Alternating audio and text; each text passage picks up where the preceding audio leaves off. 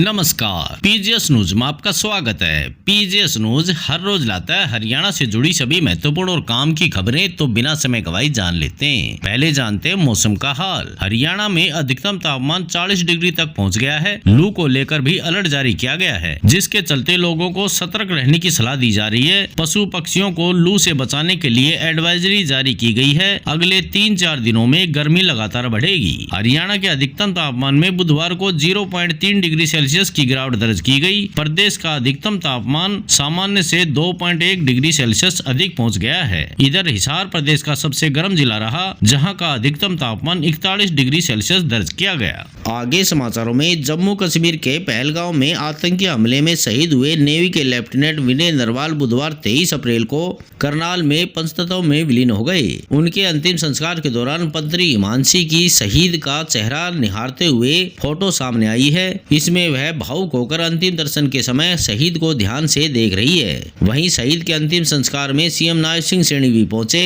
इस दौरान उन्होंने परिजनों से मुलाकात की। सीएम को देखकर शहीद की बहन त्रुटि नरवाल फूट फूट कर रोई। उन्होंने सीएम से कहा, मुझे बदला चाहिए। जिसने मेरे भाई को मारा है उसे मुर्दा देखना है। शहीद की अर्थी को बहन ने कंधा दिया और चचेरे भाई की बहन त्रुटि ने उन्हें मुखाग्नि दी। इसके अलावा जब जम्मू कश्मीर से लेफ्टिनेंट का पार्थिव शरीर दिल्ली पहुंचा तो वहां पत्नी हिमांशी नरवाल ताबूत से लिपटकर रो पड़ी। इसके बाद उन्होंने सैल्यूट दिया। अंतिम यात्रा के दौरान पिता गाड़ी में हाथ जोड़कर खड़े रहे।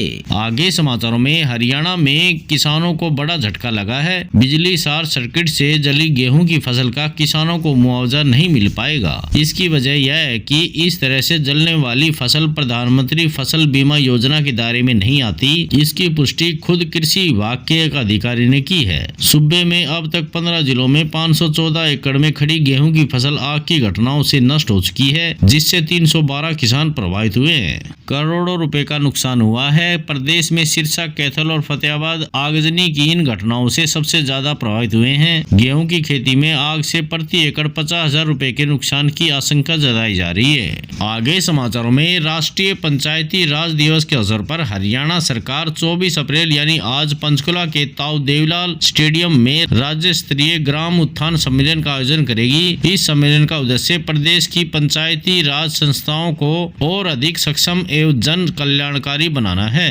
इस सम्मेलन में मुख्यमंत्री नायब सिंह सैनी मुख्य अतिथि के रूप में भाग लेंगे। कार्यक्रम की अध्यक्षता विकास एवं पंचायत मंत्री कृष्ण लाल पवार करेंगे। इस सम्मेलन के दौरान मुख्यमंत्री द्वारा मार्च महीने के पहचान किए गए 41,591 नए लाभार्थियों को सामाजिक सुरक्षा पेंशन का वितरण भी किया जाएगा। यह कदम प्रदेश के पात्र व्यक्तियों को सामाजिक सुरक्षा के दायरे में लाने की दिशा में एक और मजबूत प्रयास है। आगे समाचारों में, हरियाणा कांग्रेस ने गुजरात अधिवेशन के बाद संविधान बचाओ रैलियां करने का फैसला किया है, जो अगले 40 दिन तक चलेगी। भूपेंद्र सिंह हुड्डा और वीरेंद्र सिंह ने हाईकमान से अनुभवी नेताओं को भेजने का आग्रह किया। बैठक में विधायक दल के नेता और संगठन पर कोई बातचीत नहीं हुई। कुमारी शैलजा और रणदीप सिंह सुरजेवाला बैठक में शामिल नहीं हुए। आगे समाचारों में, चंडीगढ़ हरियाणा में सुपर 100 कार्यक्रम के सुपर नतीजे आए हैं। जेईई एडवांस में इस बार सरकारी स्कूलों के 223 विद्यार्थियों ने भाग लिया।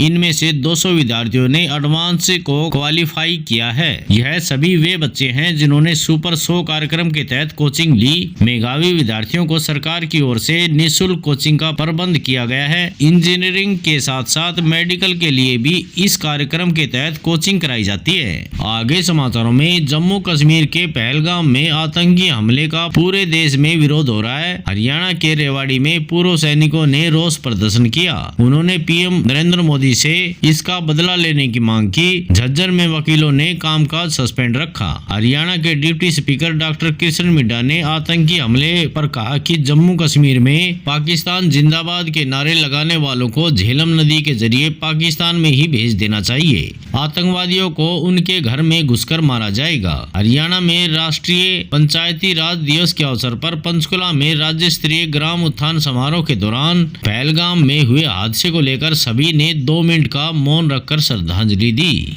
आगे समाचारों में, पहलगाम आतंकी हमले में शहीद हुए हरियाणा के नेवी लेफ्टिनेंट विनय नरवाल के पिता राजेश कुमार ने गुरुवार को अपनी पीड़ा जाहिर की। उन्होंने कहा कि अभी तो घर से टेंट का सामान भी ढंग से नहीं उठा था कि परिवार पर दुखों का इतना बड़ा पहाड़ टूट पड़ा। हालांकि उन्होंने मामले में सरकार की कार्रवाई पर संतुष्टि जताई। उन्होंने कहा कि सरकार अपना काम अच्छे से कर रही है और आगे भी मामले में न्याय करेगी, लेकिन इस हमले के घाव कभी नहीं भर सकते। उधर शहीद की बहन सृष्टि ने सोशल मीडिया पर उनके भाई और भाभी की फर्जी वीडियो वायरल करने को लेकर नाराजगी जताई। वहीं सोनीपत की SRM यूनिवर्सिटी के छात्र करनाल पहुंचे और लेफ्टिनेंट विनय नरवाल को श्रद्धांजलि दी। इस दौरान उन्होंने शहीद का एक चित्र भी भेंट किया। आज समाचारों में बस इतना ही। कल मिलते हैं और नई खबरों के साथ। तब तक के लिए नमस्कार।